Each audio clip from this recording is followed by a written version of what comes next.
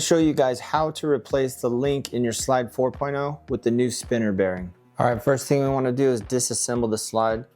Take out the link, take off your modules, take out your blades.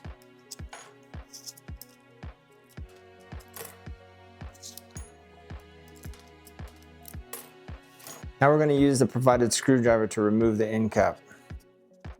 Just want to take out these two screws. There's a bunch of parts in here. You're not going to need this spring plate anymore. Now go ahead and put the bezel back on your slide so you can just set it upright on the table like this. Now you're going to take this plate with the foam glued to the bottom and you're going to put the foam right into the void there and align these two holes. And then we're going to take the bearing and put it right in the middle.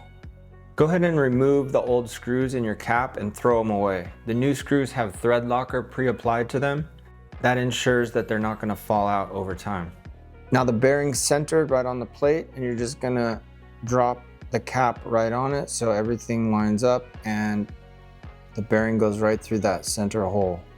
Now just drop the new screws into the two holes and hold on to the cap and screw these down one at a time. Hold the screwdriver perpendicular so you don't accidentally strip the screws.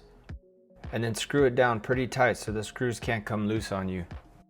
The kit comes with two different split rings. Pick the size you want.